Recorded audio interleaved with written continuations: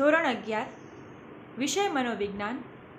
હું ગાયત્રી પંડ્યા અને વિભાગ 4ની અંદર આપણે ફરી પાછા મળ્યા છીએ.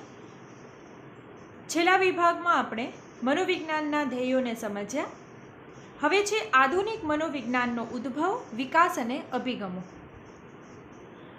એમાં પહેલું છે ઉદ્ભવ અને વિકાસ. માનવીના મન અને વર્તનને સમજવાના પ્રયાસો માનવ ઉત્પત્તિ જેટલા જૂના છે. ભારતમાં અનેક ઋષિ મુનિઓ, વિદ્વાનો જેવા કે ભરતમુનિ, પતંજલિ, ચાણક્ય વગેરે તથા ગ્રીસ, રોમ જેવા દેશોમાં એરિસ્ટોટલ, પ્લેટો વગેરે તત્વજ્ઞાનીઓએ માનવ વર્તનને સમજવા અને સમજાવવાના પ્રયાસો કર્યા. જો કે તેમાં અભ્યાસ માટે તત્વજ્ઞાની પદ્ધતિઓનો જ ઉપયોગ કરાયો. એરિસ્ટોટલ પછી મધ્યયુગમાં જ્ઞાનની શાખાઓનો વિકાસ રૂંધાયો, પરંતુ ઈસવીસન 1600થી તાત્વિક પ્રશ્નોની ચર્ચા ફરી પાછી શરૂ થઈ.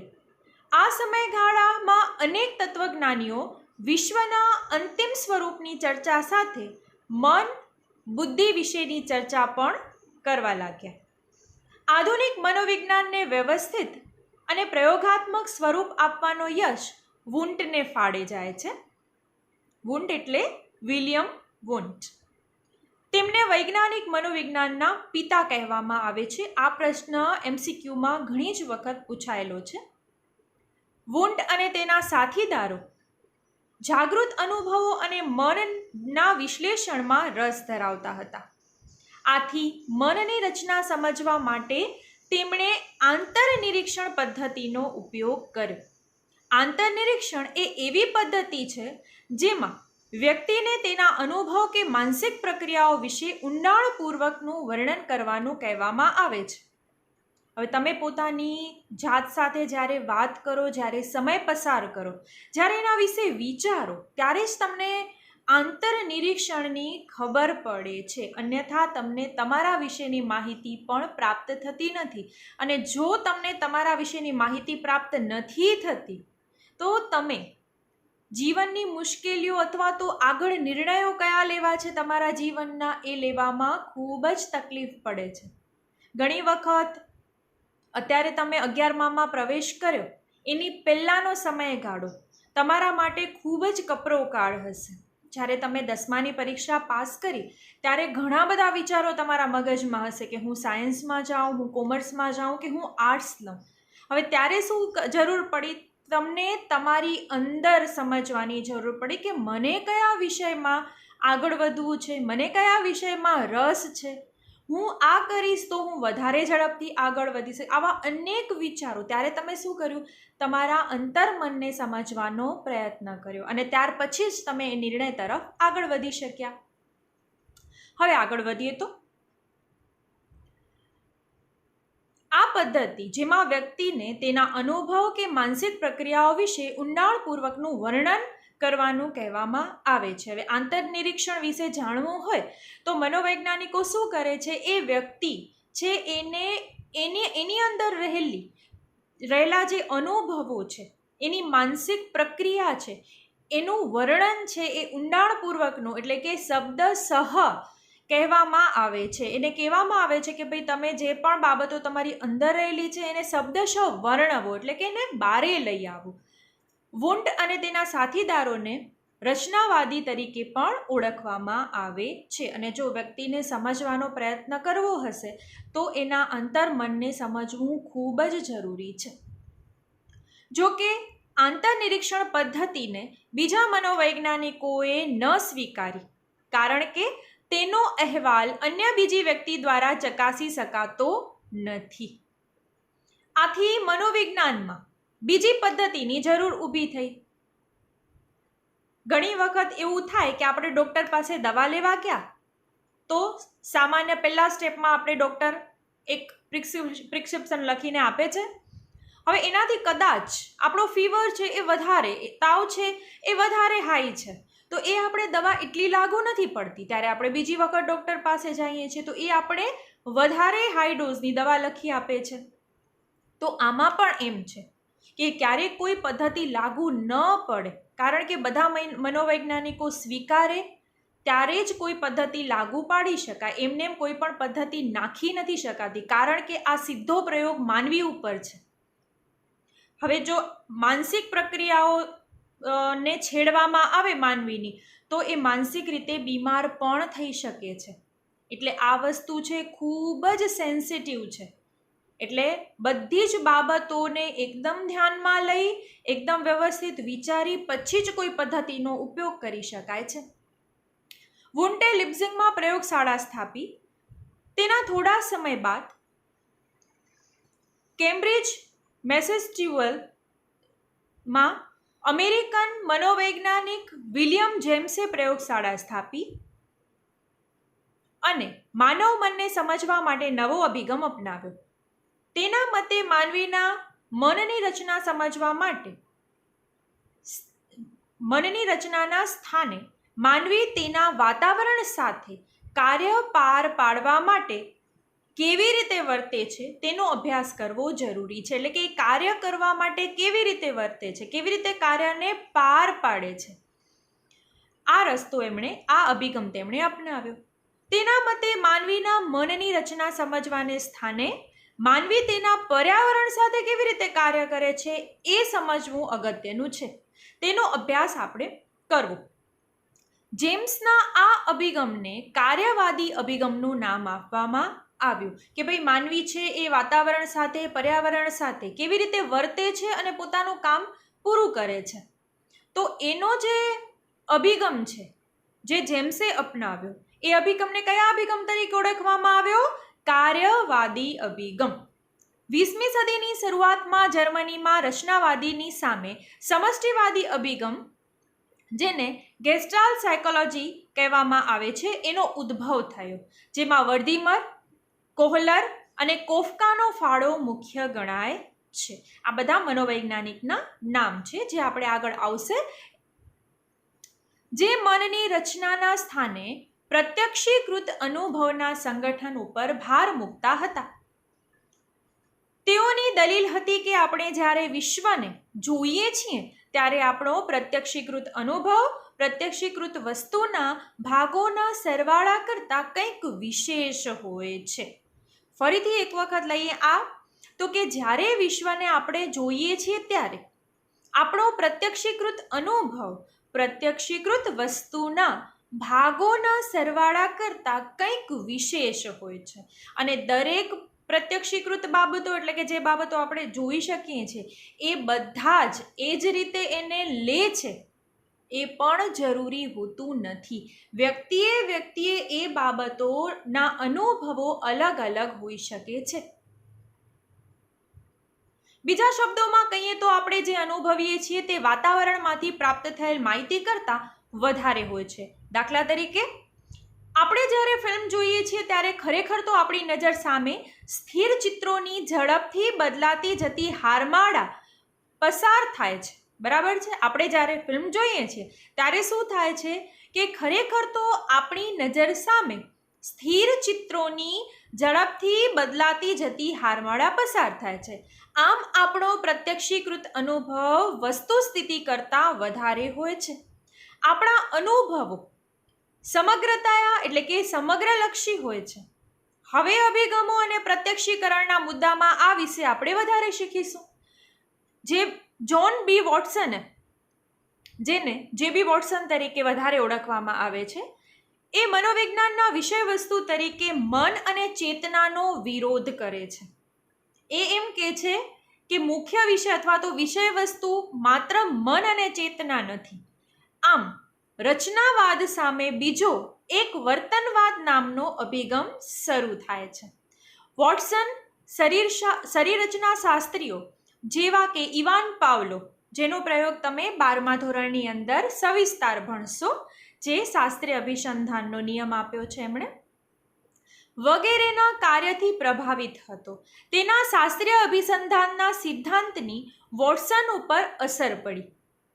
વોટસનના મતે મન જોઈ શકાતું નથી અને આંતરનિરીક્ષણ વ્યક્તિગત હોવાથી અન્ય વ્યક્તિ દ્વારા ચકાસી શકાતું નથી.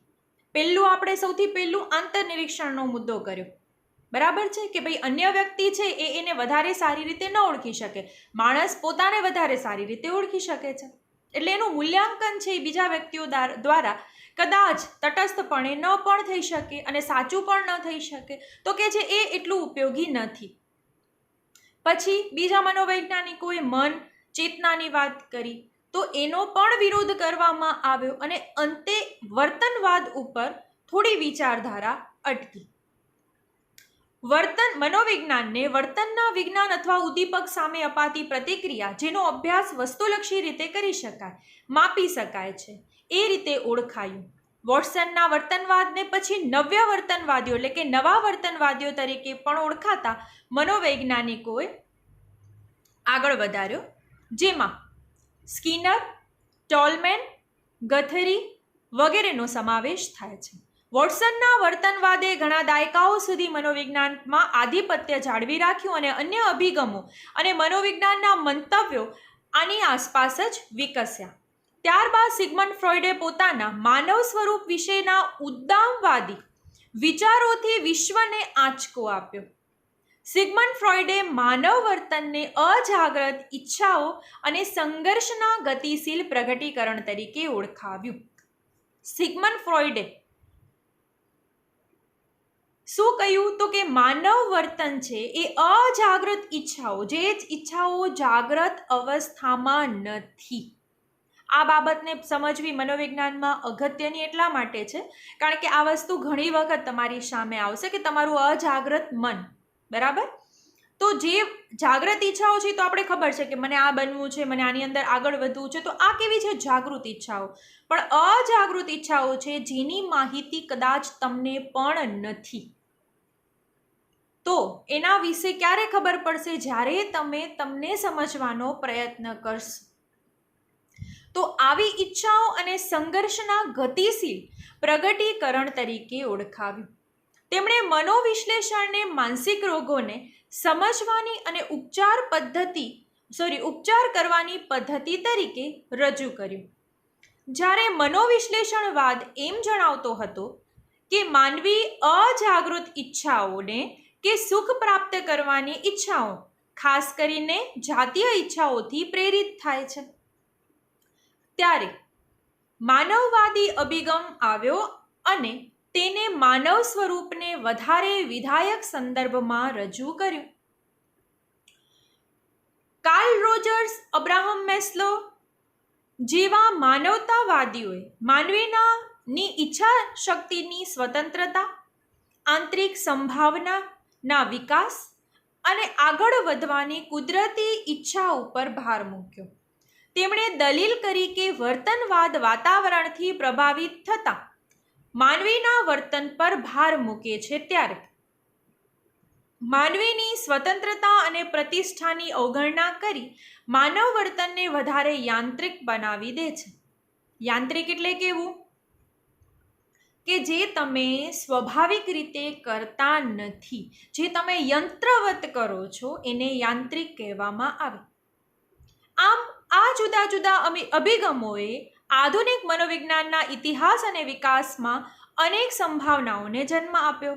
આ અભિગમે પોતાની વિશિષ્ટ બાબતો પર પ્રકાશ પાડ્યો અને આપણું ધ્યાન મનોવૈજ્ઞાનિક પ્રક્રિયાઓની જટિલતા તરફ દોર્યું અને કેટલીક શાખાઓના વિકાસમાં ફાળો આપ્યો. કારણ કે જ્યારે કોઈ પણ મુદ્દા વિશે વિચાર કરીએ ત્યારે એના પોઝિટિવ, એના નેગેટિવ, એ બધી જ બાબતોનો વિચાર કરી અને આપણે આગળ વધીએ છીએ. તો આ જ મનોવિજ્ઞાન સાથે પણ થયું. ઘણા અભિગમો એવા હતા કે જેનો ઉપયોગ કરીને કદાચ માણસને હાનિ પહોંચે અથવા તો એટલા બધા ઇફેક્ટિવ નહોતા. તો આપણે બધી એ ચર્ચા કરી અને પછી કોઈ એવા અભિગમ તરફ ગતિ કરીએ છીએ કે જે અભિગમ માનવ માટે વધારે ઉપયોગી છે. આખરે 20મી સદીના ઉત્તરાર્ધમાં બોધાત્મક અભિગમ વિકસ્યો, જે આપણે વિશ્વને કેવી રીતે જોઈએ છીએ તે બાબત પર પ્રકાશ પાડે છે. બોધન એ જાણવાની પ્રક્રિયા છે જેમાં વિચારણા, સમજણ, જોવું, યાદ રાખવું અને સમસ્યાનો ઉકેલનો સમાવેશ થાય છે. જે આપણી અન્ય માનસિક પ્રક્રિયાઓ વિશ્વ વિશેના આપણા જ્ઞાન સાથે મળીને વાતાવરણ સાથે ચોક્કસ માર્ગે કામ પાર પાડવા માટે આપણે સક્ષમ બનાવે છે. કેટલાક બોધાત્મક મનોવૈજ્ઞાનિકોએ માનવ મનને ની જેમ માહિતીની પ્રક્રિયા કરનાર સિસ્ટમ તરીકે પણ ઓળખવામાં આવી છે, કારણ કે અમુક પ્રક્રિયાઓ આપણે સ્ટેપ બાય સ્ટેપ કરતા હોઈએ છીએ કોમ્પ્યુટરની જેમ જ. તેમના મતે મનને કોમ્પ્યુટર જેવું છે, તે માહિતીને સ્વીકારે છે, પ્રક્રિયા કરે છે, બદલે છે, સંગ્રહ કરે છે અને જરૂર પડે ત્યારે બહાર લાવે છે. કે કોમ્પ્યુટર શું કરે, તમે કોઈ ફોલ્ડર બનાવો છો, ફોલ્ડરની અંદર કોઈ ફાઇલ બનાવો છો, બરાબર છે, તો એને સેવ કરે છે, પછી જ્યારે તમને એ ફાઇલ પાછી જોઈએ છે ત્યારે તમે એને ઓપન કરો છો તો તમને પાછી મળી જાય છે. તો આ સિસ્ટમ છે, એવી ને એવી સિસ્ટમ છે, એ આપણી અંદર પણ ચાલુ રહે છે. એટલે કે બોધાત્મક સિસ્ટમ છે એ આ પ્રકારની છે કે માહિતીને સ્વીકારે છે, એટલે કે ગ્રહણ કરે છે, પછી એની પ્રક્રિયા કરે છે, પછી કાંઈ ફેરફારો લાગે તો એ ફેરફારો પણ કરે છે, પછી એને સંગ્રહ એટલે કે સેવ કરે છે અને જરૂર પડે ને ત્યારે ઉપયોગમાં પણ લે છે. હવે જોઈએ આપણે મનોવિજ્ઞાનના અભિગમો, એપ્રોચીસ ઓફ સાયકોલોજી. જુદા જુદા મનોવૈજ્ઞાનિકોએ માનવ વર્તનને સમજવા અને સમજાવવાના પ્રયાસો કર્યા. તેના પરિણામે અનેક અભિગમો આપણને પ્રાપ્ત થયા. દરેક અભિગમ વર્તનને પોતે જે રીતે જોયું કે સમજ્યું તે રીતે તેની સ્પષ્ટતા કરવાનો પ્રયાસ કરે છે. કોઈ પણ અભિગમ મનોવિજ્ઞાનને સંપૂર્ણ સમજ આપવા માટે પૂરતો નથી. અહીં આપણે એક બાબત બહુ સરસ જાણવા મળી કે એક અભિગમ છે તો જરૂરી નથી કે એક જ અભિગમથી આપણે માનવ મનને સમજી શકશું. આપણે અલગ અલગ અભિગમો એટલે કે વ્યક્તિ પ્રમાણે અભિગમોને બદલવા અને એનો એ રીતે ઉપયોગ પણ કરવો પડશે. મનોવિજ્ઞાનને સાચી સમજૂતી પ્રાપ્ત કરવા માટે આ બધા જ અભિગમો વિશે જાણવું, સમજવું અને સંકલન કરવું જરૂરી છે. સમયના પ્રવાહ અને જુદી જુદી બાબતોની અસર નીચે આ અભિગમો વિકસ્યા અને માનવ વર્તનને સમજવાના પ્રયાસો થયા. જેમાં મુખ્ય કયા કયા છે તો કે જૈવ અભિગમ, વાર્તનિક અભિગમ, બોધાત્મક અભિગમ, મનોગત્યાત્મક અભિગમ, માનવતાવાદી અભિગમ અને સાંસ્કૃતિક અભિગમ. આવા 6 અભિગમો છે અને આ 6 અભિગમો છે એમાંથી લગભગ એકાદ અભિગમ તો પરીક્ષામાં પૂછાતો જ હોય છે. તો આ ખાસ વિદ્યાર્થી મિત્રો તમે લોકો પાકા કરજો. એમાં પહેલું છે જૈવીય અભિગમ. મનોવિજ્ઞાનના વિકાસમાં શરીર રચના શાસ્ત્રીઓનો ફાળો વિશેષ છે. વેબર, ફ્રેકનર, હેલ્મહોલ્ટ્ઝ વગેરે જે માનવ વર્તનને સમજવા માટે તેમની અભ્યાસ પદ્ધતિઓ અને માન્યતાઓનો આધાર લીધો. જૈવ અભિગમ માનવ વર્તનને સમજવા માટે વ્યક્તિના મૂળમાં રહેલા રંગસૂત્રો, જનીન તત્વો, ગ્રંથિઓના રસસ્ત્રાવો, ચેતા પ્રવાહો, શરીર રચના, જ્ઞાનેન્દ્રિયો, સ્નાયુતંત્ર, કર્મેન્દ્રિયો વગેરેનો આધાર લે છે. ટૂંકમાં જો હું તમને સમજાવું તો જૈવીય બાબતો કઈ બાબતો છે જે આપણા શરીર સાથે જોડાયેલી છે. આ બધાના અભ્યાસ માટે જીવ વિજ્ઞાનમાં ઉપયોગમાં લેવાતી પદ્ધતિઓ જેવી કે શસ્ત્રક્રિયા, બરાબર, શસ્ત્રક્રિયા એટલે શું? ઓપરેશન. વિદ્યુત ઉદ્દીપન, બરાબર, એટલે કે શોક સિસ્ટમ, જૈવ રાસાયણિક પદ્ધતિ તથા તેના સાધનોનો ઉપયોગ કરવામાં આવે છે. શરૂઆતમાં આ અભિગમ ખૂબ જ સ્વીકાર્ય બન્યો. આપણે ઘણી વખત મૂવીની અંદર જોયું છે કે માનસિક પરિસ્થિતિ કોઈની બગડી જાય છે તો એને શોક ટ્રીટમેન્ટ આપવામાં આવે છે, બરાબર છે. પછી સમય જતાં આ ટ્રીટમેન્ટને કારણે ઘણી વખત વધારે હાલત બગડે છે. એના કારણે ધીરે ધીરે પછી આનો ઉપયોગ બંધ થવા લાગ્યો, અથવા તો એ ક્યારે કરવામાં આવે કે જ્યારે આપણી પાસે બીજા કોઈ ઓપ્શન બચતા નથી, એટલે કે એના સ્ટેપ બાય સ્ટેપ હોય એના પ્રમાણે મનોવૈજ્ઞાનિકોએ એનો ઉપયોગ કર્યો. કારણ કે તેના દ્વારા શરીરના અંગો, અવયવો અને વર્તનના શારીરિક આધારોની સ્પષ્ટ સમજ પ્રાપ્ત થઈ. વર્તન સાથે વારસો, જનીન તત્વો અને મગજ કેવી રીતે સંકળાયેલા છે તે આનાથી સ્પષ્ટ થતું હતું. પ્રગટ હલનચલન, વાણી વગેરેને સમજાવી શકાતા હતા. આપણે જાણીએ છીએ કે આપણે બોલીએ છીએ, આપણે હસીએ છીએ તો એના દ્વારા આપણે ચેષ્ટાઓ કરીએ છીએ તો ખબર પડે છે, બરાબર છે, પણ આંતરિક બાબતો છે એ આપણે જોઈ શકતા નથી. પરંતુ કેટલાક આંતરિક અનુભવો અને અમુક પ્રકારના વર્તનની સમજૂતી આપવામાં આ અભિગમ નિષ્ફળ નીવડે છે, કારણ કે આ માત્ર શું બતાવે છે? આપણા શરીરને લગતી અથવા તો બાહ્ય બાબતો.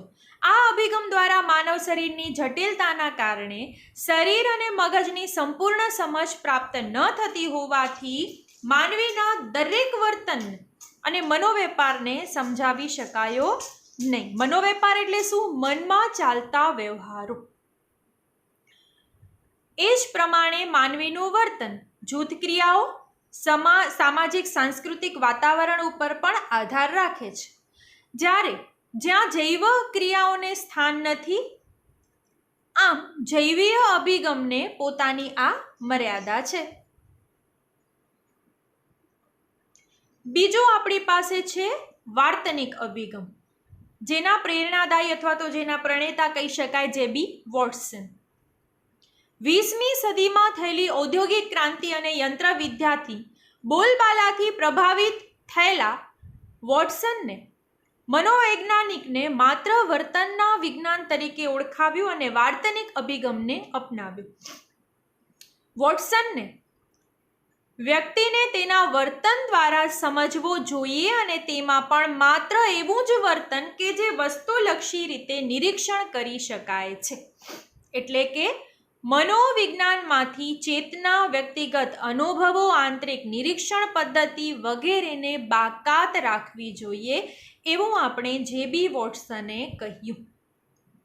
વોટ્સનનો વર્તનવાદી અભિગમ વર્તનને ઉદ્દીપક પ્રત્યે કરવામાં આવતી પ્રતિક્રિયા તરીકે ઓળખાવે છે. હવે વર્તન શું છે? તો કે કોઈ પણ ઉદ્દીપક છે એના તરફ આપણે જે પ્રતિક્રિયા કરીએ છીએ એ.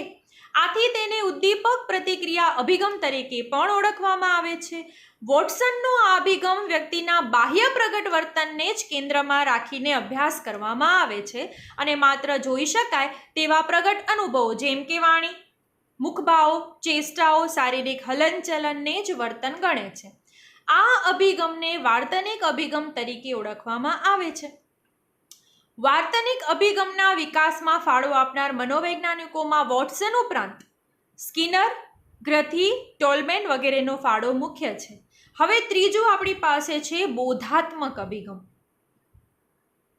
વાર્તનિક અભિગમની માનવીના વર્તનની વધારે પડતી યાંત્રિક સમજૂતી સામે જ્ઞાનાત્મક કે બોધાત્મક અભિગમ વિકસ્યો. કારણ કે ખાલી આપણે જૈવ અભિગમને ધ્યાનમાં ન લઈ શકીએ, સાથે આપણે વાર્તનિક અભિગમ લેવો પડે, તો એની સાથે બોધાત્મક અભિગમ પણ એટલો જ જરૂરી છે. એટલે અત્યારે આપણી પાસે જે 6 અભિગમ છે, તો આ 6નો ઉપયોગ આપણે કરવાનો છે આપણી જરૂરિયાત પ્રમાણે. બોધાત્મક અભિગમે વાર્તનિક અભિગમ દ્વારા અપાતી માનવ વર્તનની વધારે પડતી સરળ સમજૂતીનો વિરોધ કર્યો અને કહ્યું કે માનવ યંત્ર એવું નથી કે જે ઉદ્દીપકો પ્રત્યે સીધી પ્રતિક્રિયા આપે અથવા આદેશો મુજબ જ ક્રિયા કરે. બરાબર છે? આપણે પણ છીએ ને, આપણે જ્યાં જવાની ના પાડી હોય ત્યાં તો આપણે જઈને જ રહીએ, તો એવું જરૂરી નથી કે આપણે પણ આદેશો પ્રમાણે જ કાર્ય કરીએ. ઘણી વખત એવા કાર્યો હોય જે જરૂરી નથી, એ પણ આપણે કરતા હોઈએ છીએ. વર્તનવાદીઓના મતે માનવી ટેલિફોન જેવું યંત્ર છે, જેમાં ઉદ્દીપક અને પ્રતિક્રિયા બે છેડા જ છે, દેખાય છે. તે બંને વચ્ચેની પ્રતિક્રિયા દેખાતી નથી. જ્યારે બોધાત્મક અભિગમ અનુસાર માનવી કોમ્પ્યુટર જેવું યંત્ર છે, જેમાં ઉદ્દીપકની માહિતી અંદર જાય છે, એટલે કે ઇનપુટ થાય છે, તેના પર અર્થઘટન, પૃથ્થકરણ જેવી બોધાત્મક પ્રતિક્રિયાઓ થાય છે અને પછી પ્રતિક્રિયા બહાર આવે છે, એટલે કે એનું આઉટપુટ મળે છે. આમ માનવી સ્વયંસ્ફુરિત રીતે સક્રિય હોય છે. તેની ઉદ્દીપક સામે આપવામાં આવતી પ્રતિક્રિયા યાંત્રિક હોતી નથી. જ્ઞાનેન્દ્રિયો દ્વારા જ્યારે કોઈ પણ પ્રકારનું સંવેદન અનુભવે ત્યારે તરત જ પહેલાંના અનુભવોના સંદર્ભે તેનું પૃથ્થકરણ કરે છે. કાંઈ પણ આપણી સમક્ષ નવું આવે છે ત્યારે આપણે તરત શું કરીએ છીએ? વિચારીએ છીએ કે પહેલાં આવું કાંઈ આપણી સાથે બની ચૂક્યું છે, જો બન્યું હશે તો આપણે એમાંથી અનુભવ પ્રાપ્ત કરી અને તરત જ એને ઝડપથી એનું સોલ્યુશન લાવી શકીએ છીએ, એને તરત જ સમજી શકીએ છીએ. પ્રાપ્ત થયેલ માહિતીને અન્ય માહિતી સાથે સરખાવવામાં આવે છે અને પછી યોગ્ય નિર્ણયો આધારે વર્તન કરે છે. આમ ઉદ્દીપકની સામે પ્રતિક્રિયાની વચ્ચે માનવીની સ્વતંત્ર વિચાર શક્તિ આવે છે. એટલે કે સીધું આપણે વર્તન કરતા નથી, પરંતુ આપણે વિચારી, જાણી, સમજી અને ત્યારબાદ જ કોઈ વર્તન કરીએ છીએ.